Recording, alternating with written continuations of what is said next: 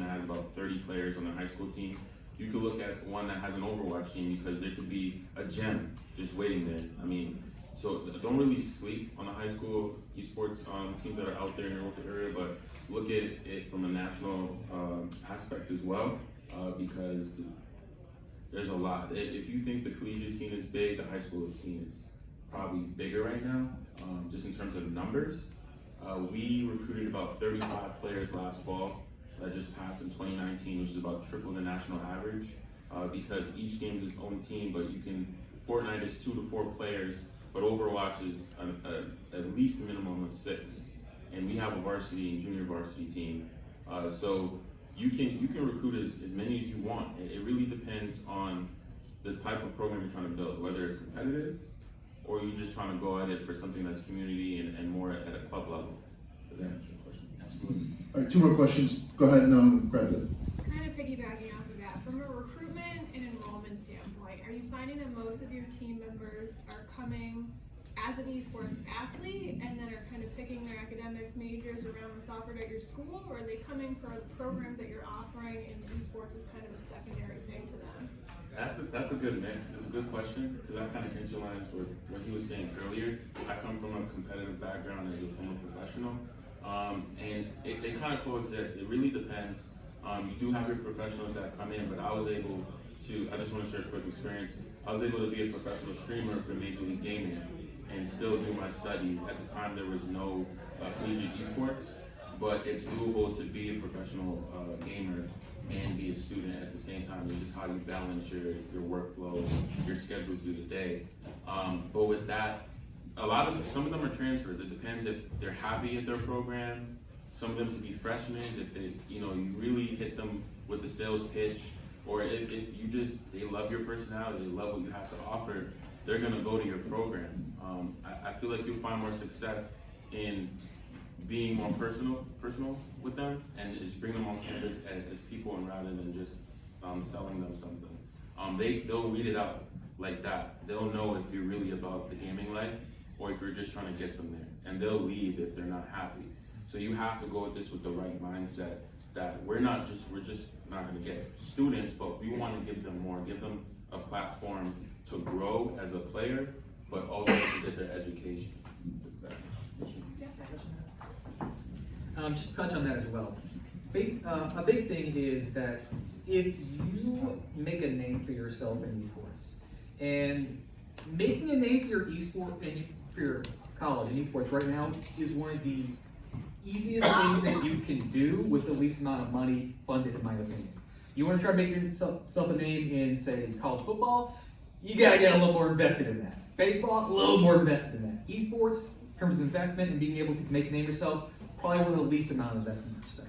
But once you make a name yourself, then honestly, you're gonna have recruits coming to you to a large extent. They're gonna say, oh, we saw you in these tournaments. Oh, we heard you have a really good program. Or you'll see students that, okay, I'm choosing between, let's say, Becker, UMass, these different colleges. And one of the deciding factors may be, oh, did you hear about their esports program? Or were you looking to play, this game in there? They have a really good team. I have to look into that situation. And if they are a really good player, they're going to want to go with a really good team. A good player typically does not want to be around an organization that kind of has like a club level, because then it's an entirely different environment in that respect. So a large portion of it is your success is going to breed people coming towards you and seeking you out to a large extent as well. Maybe just real quick, what are some of the obstacles that you came across when you started to build it? Maybe it's more for a dean and the college. And besides the obvious answer of lack of resources, right? So what are some of the kind of maybe quick ones that, with administration, staff, board of trustees, president? Yeah, obviously I think, buy-in is important. So consistency is everything, I think, in a lot of stuff that we do. So whether it's consistency in coaches and programs, etc. So getting, when you're starting any kind of team or club, you got to start from within. So there is no recruitment that first year. You're starting, with your home-based students. Then maybe you add it as a club. You add it to the admissions options as different clubs and organizations. When we send out literature, little boxes that they can check. We get interest forms on athletics all the time, and students check 3 or 4 boxes. They may only be a one sport athlete, but they might want to play football or basketball, or maybe they were a multi-sport athlete in college, but having these different opportunities in clubs. So from our standpoint, the recruitment is first within, then now it's in literature, and now we can offer it.